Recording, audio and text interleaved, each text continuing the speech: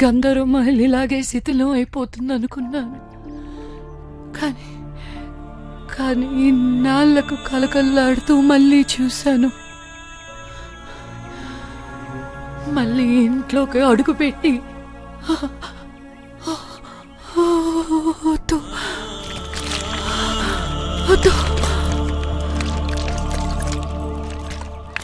అన్నా, ఇక్కడ మనం అనుకున్న దానికంటే చాలా పెద్ద విషయమే ఉందన్నా.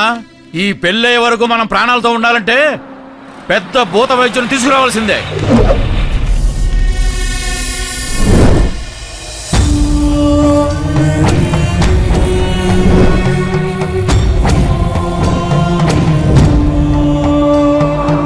నాలుగు దశాబ్దాల క్రితం ఇక్కడ 3 అకాల మరణాలు సంభవించాయి. 1813, 1-8-9 భారతీయులు అదృష్టంగా భావించే సంఖ్య. శుభం 13 విశృంఖల నాగరికతతో విర్రవీగే పాశ్చాత్యులను సైతం గడగడలాడించిన సంఖ్య. అశుభం. ఈ సంఖ్యలో ఉన్న శుభ అశుభాల్లాగానే ఈ మహల్లో ఎప్పుడూ మంచి చెడు ఎదురుపడుతూనే ఉంటాయి. అద్భుతమైన ముఖవర్చస్సు, ఆ చూపులో తేజస్సు, అణువణువున ఉట్టిపడే రాజసం. నమ్ముకున్న వారికి దేవుడు, నమ్మకద్రోహుల పాలిట యముడు.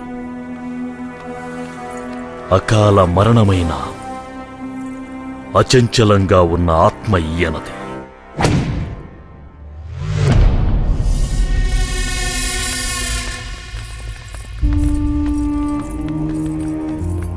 స్వామి, మీతో మాట్లాడడానికి వచ్చాను. అది మీరు అనుమతిస్తేనే.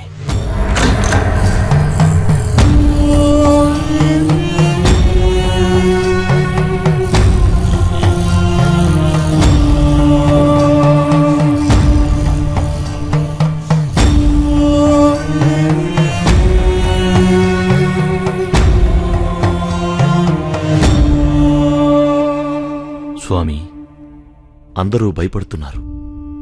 మీ మనవరాలు పెళ్లి, మీరున్నారన్న ధైర్యం మీ అబ్బాయికి కావాలి.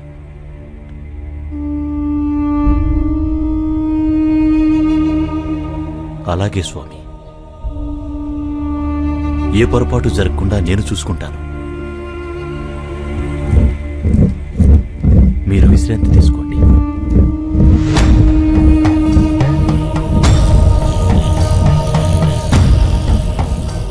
స్వామి, ఇక ఈ పెళ్లికి ఏ అడ్డంకి లేనట్టేనా? పెళ్ళెప్పుడు? రేపు రాత్రికే స్వామి. మళ్ళీ చెప్పు. అవును స్వామి, రేపే.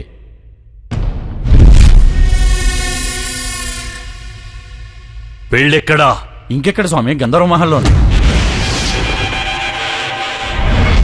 నా ప్రేమ ఓడిపోకూడదు. ఇక్కడ పెళ్ళంటూ జరిగితే నాకు అమృతవల్లికే జరుగుతుంది. మన మధ్య ఎవడడ్డొచ్చినా చంపేస్తాను. దాసు, ప్రేతపీఠం.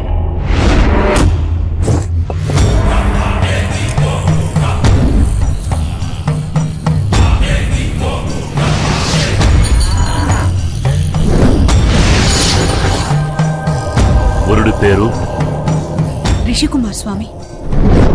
వధువు పేరు విశాలాక్షి స్వామి.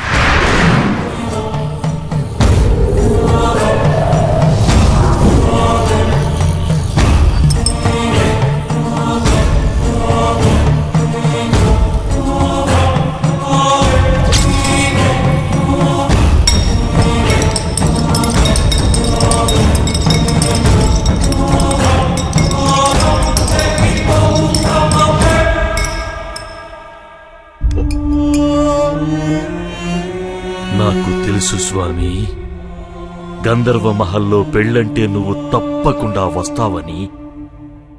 వీడెవడో తెలుసా? ఫణీంద్ర భూపతి. వీడు బతికుండగానే రాక్షసుడు. 40 ఏళ్లుగా ఈ ఇంట్లో పెళ్ళంటూ జరిగితే తనదే జరగాలని ప్రేతాత్మగా ఉన్నాడు. దీన్ని ఈ అమావాస్యకి శ్మశానంలో పూడ్చిపెట్టాలి. అంతవరకు జాగ్రత్త. రేపు ఏ రోజో తెలిసే ముహూర్తం పెట్టారా రాయుడు స్వామి? తెలుసు స్వామి, మా నాన్నగారు మరణించిన రోజు. మరి తెలిసి కూడా ఎందుకు పెట్టారు? అది పెట్టించింది బుజ్జిగారేనండి. అంటే బుజ్జిగారే ఆ ముహూర్తం పెట్టించారండి.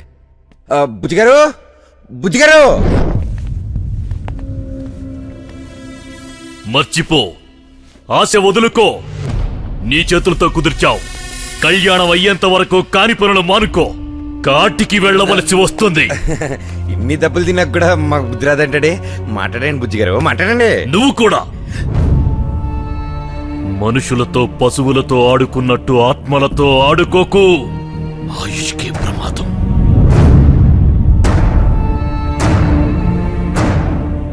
ఆత్మలు ఆత్మలుగా ఉన్నంతసేపు ఏ సమస్య లేదు. కానీ వాటిని రెచ్చగొడితే మాత్రం అదే ఆహ్వానం అనుకుంటాయి. నచ్చిన వాళ్ల మీద ఆవాహం అవుతాయి. అప్పుడు వాటిని అదుపు చేయటం ఎవరి వల్ల కాదో. స్వామి, మరి పెళ్లి? ఎల్లుండి ఉదయం 10:22 ముహూర్తం ఉంది. అదే ముహూర్తాన్ని ఖాయం చేసుకోండి. రేపు సంధ్యా సమయానికి నేను మళ్ళీ వస్తాను.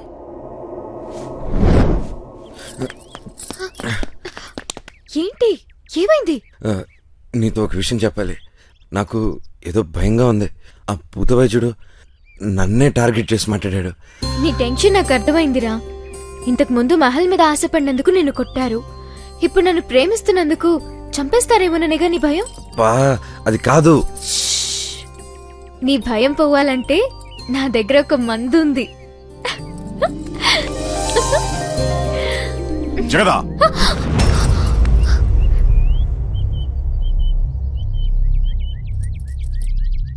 మీ తల్లిదండ్రులు పిలిపించా, మాట్లాడాలి. నాన్నా, నీ కోరిక నీ మనవడు నెరవేర్చబోతున్నాడు. గంధర్వ మహల్ నుండి పిలిపొచ్చింది. వెళ్తున్నా.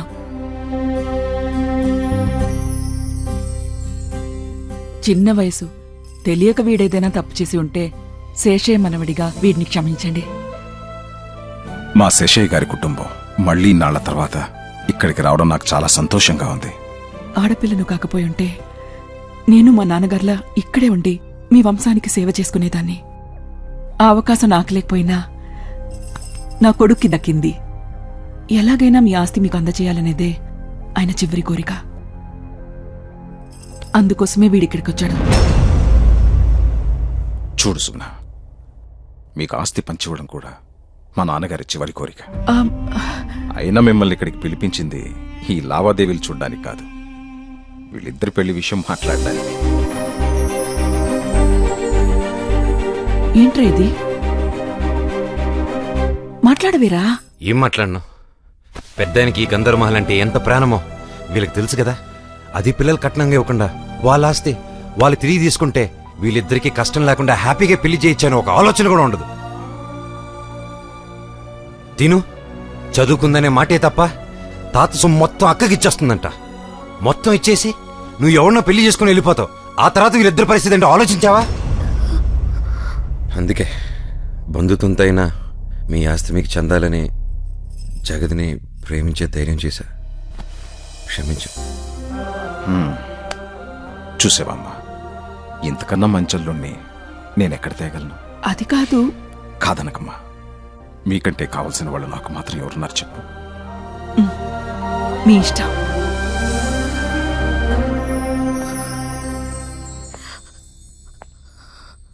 నేను శేషేమనడం తెలియగానే నీ స్థాయికి సరిపోనని ఆలోచిస్తున్నావా?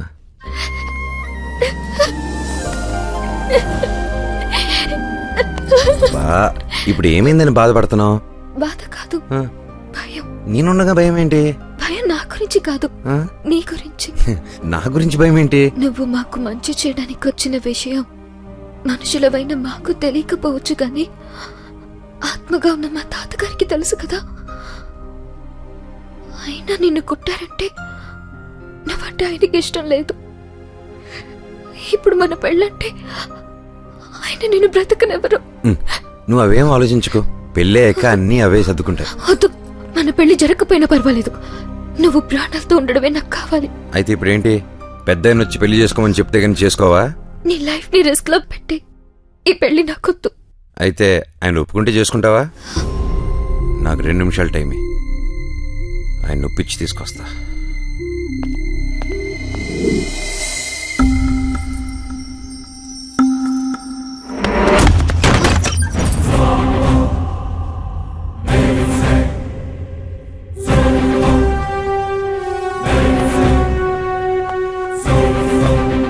డ్రెస్ వేసుకొచ్చినంత మాత్రాన ఆయన ఒప్పుకున్నట్ట?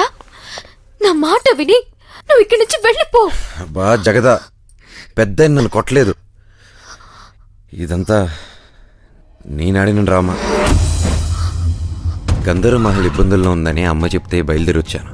మిమ్మల్ని ఇబ్బంది పెట్టే వాళ్ళకి ప్రాణభయం పెట్టి కంట్రోల్లోకి తెచ్చుకున్నాను. పెద్దానికి ప్రాణమైన ఈ మహల్ కట్నంగా ఇస్తున్నారని నిద్రపట్టలేదు. ఆ రాత్రే నరసింహరాయుడు గారు నన్ను ఆత్మగౌచి కొట్టారని మిమ్మల్ని అంతా నమ్మించాను. మరి గుర్రం మీద వచ్చి ఇల్లు వదిలి వెళ్ళకూడదని కొట్టారని చెప్పావు. అది నేను చెప్తేనే కదా మీకు తెలిసింది.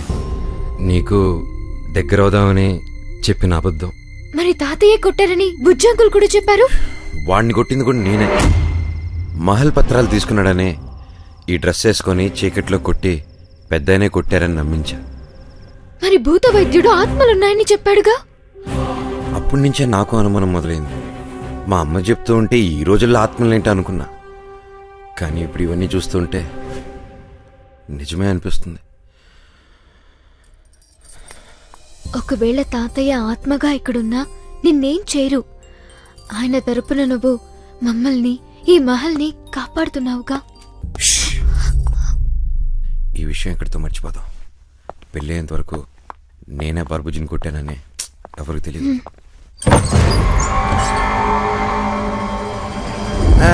బుజ్జి గారు, అది ఇది వాళ్ళ తాతగారిది. ఒకసారి ట్రై చేయమంటేను కదా కదా.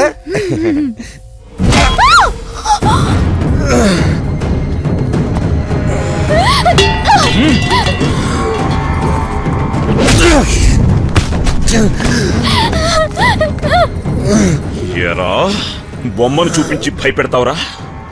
నన్ను వెధవం చేసి నాటకాలు ఆడతావా? లాక్కురారా దీన్ని. ఏమిట్రా పిల్లని అలా లాక్కొస్తున్నారు?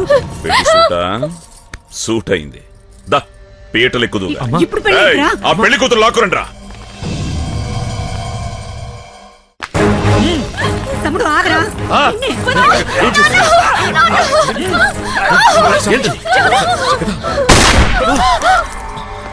ఎవ్వరూ నోరెత్తడానికి వీల్లేదు. సిద్ధప్పా, అన్నా తాళి కట్టించి అందరి చేత సంతకాలు తీసుకో. అలాగే అన్న. ఎవరైనా ఎదురు తిరిగితే వేళ్లు నరికి ముద్రలేయించు. బుజ్జి స్వామి, ఈ రోజు పెళ్ళొద్దని చెప్పారు కదా స్వామి. రారా.